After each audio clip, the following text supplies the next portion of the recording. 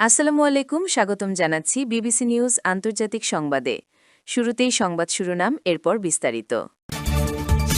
Israeli বাহিনীর ঘুম হারাম করছে হিজবুল্লাহর ফাইবার অপটিক ড্রোন। অর্থনৈতিক সংকটে দিশেহারা ইরান। ভারতীয় ভিসা নিয়ে বড় সুখবর। যুদ্ধবিরতি সত্ত্বেও লেবাননে অব্যাহত ইসরায়েলি হামলা, নিহত আরও ৪১। এখন বিস্তারিত। আপনি যদি ইসরায়েলের ধ্বংস চান এবং মুসলিমদের পাশে থাকেন, তাহলে ভিডিওতে লাইক করে চ্যানেলটি অবশ্যই সাবস্ক্রাইব করে দিবেন এবং আপনার মূল্যবান মতামত অবশ্যই কমেন্টে লিখে জানিয়ে দিবেন। ইসরায়েলি বাহিনীর ঘুম হারাম করছে হিজবুল্লাহর ফাইবার অপটিক ড্রোন। দক্ষিণ লেবাননের আকাশে নিচু দিয়ে উড়ে যাচ্ছিল বিস্ফোরক বোঝায় একটি কোয়াডকাপ্টার ড্রোন। ধ্বংসস্তূপে পরিণত হওয়া ভবনের মাঝ দিয়ে ও কাঁচা রাস্তা অনুসরণ করে অত্যন্ত নিখুঁতভাবে এগোচ্ছিল সেটি। ড্রোনটির ক্যামেরায় স্পষ্ট দেখা যাচ্ছিল লক্ষ্যবস্তু, একটি ইসরায়েলি ট্যাঙ্ক এবং তার পাশে অবস্থান নেওয়া কয়েকজন সেনা। স্ক্রিনের উপরে সাদা অক্ষরে ভেসে উঠেছিল দুটি শব্দ, বোমা প্রস্তুত। বিশেষজ্ঞদের মতে এটি ছিল একটি ফাইবার অপটিক ড্রোন, যা সাম্প্রতিক সময়ে হিজবুল্লাহ অত্যন্ত নিখুঁতভাবে ব্যবহার করছে। এ ধরনের ড্রোন শনাক্ত করা যেমন কঠিন, তেমনি এগুলোকে প্রতিহত করাও জটিল, কারণ এগুলো কোনো বেতার সংকেত ব্যবহার করে না, ফলে ইলেকট্রনিক জ্যামিং প্রযুক্তি দিয়ে নিয়ন্ত্রণ ব্যাহত করা সম্ভব হয় না। ইসরায়েলের ইনস্টিটিউট ফর ন্যাশনাল সিকিউরিটি স্টাডিজের জ্যেষ্ঠ গবেষক ইয়েহুশুয়া কালিস্কি বলেন, এই ড্রোনগুলো যোগাযোগ জ্যামিংয়ের বাইরে থাকে। কোনো ইলেকট্রনিক সিগনেচার না থাকায় কোথা থেকে এগুলো চালানো হয়েছে সেটিও শনাক্ত করা যায় না। রোববার প্রকাশিত হিজবুল্লাহর একটি ভিডিওতে দেখা যায় কয়েক কেজি ওজনের কোয়াডকাপ্টার ড্রোনটি লক্ষ্যবস্তুতে আঘাত হানছে, অথচ ইসরায়েলি সেনারা তার উপস্থিতি টেরই পাননি। ইসরায়েলি প্রতিরক্ষা বাহিনী আইডিএফ জানিয়েছে, ওই হামলায় ১৯ বছর বয়সী সার্জেন্ট ইদান ফুক্স নিহত হন এবং আরও কয়েকজন আহত হন। আহতদের সরিয়ে নিতে আসা একটি উদ্ধার হেলিকপ্টার লক্ষ্য করেও পরে আরও ড্রোন হামলা চালায় হিজবুল্লাহ।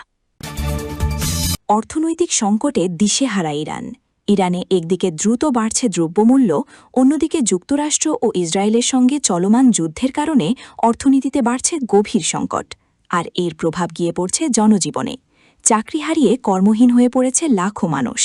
খাদ্য ও ওষুধ থেকে শুরু করে গাড়ি, বৈদ্যুতিক যন্ত্রপাতি এবং পেট্রোকেমিক্যাল পণ্য, প্রায় সব কিছুর দামই গত সপ্তাহের তুলনায় চলতি সপ্তাহের প্রথম কর্মদিবসে অনেক বেশি বেড়েছে।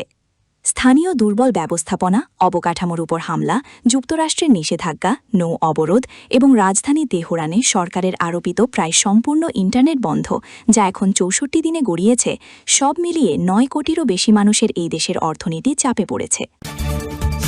ভারতীয় ভিসা নিয়ে বড় সুখবর। অন্তর্বর্তী সরকারের আমলে অস্থিরতার পর দ্বিপক্ষীয় সম্পর্ক স্বাভাবিক করার অংশ হিসেবে বাংলাদেশ ও ভারত পূর্ণাঙ্গ ভিসা কার্যক্রম পুনরায় চালুর উদ্যোগ নিয়েছে। বাংলাদেশ ইতোমধ্যে সব ধরনের ক্যাটাগরিতে ভারতীয় নাগরিকদের জন্য ভিসা কার্যক্রম চালু করেছে।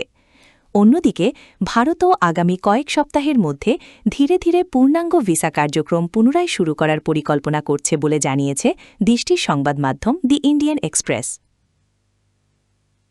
গত মাসে বাংলাদেশের পররাষ্ট্র উপদেষ্টা খলিলুর রহমান ভারত সফরে গেলে ভিসা স্বাভাবিকীকরণের বিষয়টি ঢাকার পক্ষ থেকে গুরুত্ব সহকারে তুলে ধরা হয়। বর্তমানে ভারতে বাংলাদেশের সব ভিসা সেন্টার, নয়াদিল্লির হাই কমিশন এবং কলকাতা, আগরতলা, মুম্বাই ও চেন্নাইয়ের কনসুলার বিভাগ পূর্ণ কার্যক্রমে ফিরেছে। এই অবস্থায় একই ধরনের পদক্ষেপ দ্রুত নেওয়ার জন্য দিল্লির প্রতি আহ্বান জানিয়েছে ঢাকা। দি ইন্ডিয়ান এক্সপ্রেসকে বাংলাদেশের হাইকমিশনার রিয়াজ হামিদুল্লাহ বলেন, গত বছরের ডিসেম্বরে আমাদের কয়েকটি ভিসা কেন্দ্রের কার্যক্রম সাময়িকভাবে স্থগিত করতে হয়েছিল, পরে ফেব্রুয়ারিতে সেগুলো পুনরায় চালু করা হয়। যুদ্ধবিরতি সত্ত্বেও লেবাননে অব্যাহত ইসরায়েলি হামলা, নিহত আরও ৪১। লেবাননের দক্ষিণাঞ্চলে ইসরায়েলের সর্বশেষ বিমান হামলায় অন্তত ১০ জন নিহত হয়েছেন। এ নিয়ে গত ২৪ ঘণ্টায় যুদ্ধবিরতি লঙ্ঘন করে চালানো হামলায় মোট নিহতের সংখ্যা দাঁড়িয়েছে ৪১ জনে, খবর আল জাজিরার।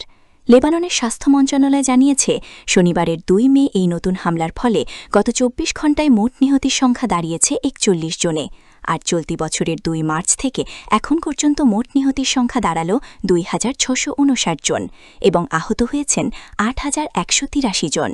স্বাস্থ্য মন্ত্রণালয়ের বরাতে দেশটির ন্যাশনাল নিউজ এজেন্সি এনএনএ জানিয়েছে, নাবাতিয়ে জেলার শৌকিন শহরে ইসরায়েলি হামলায় ৩ জন নিহত হয়েছেন।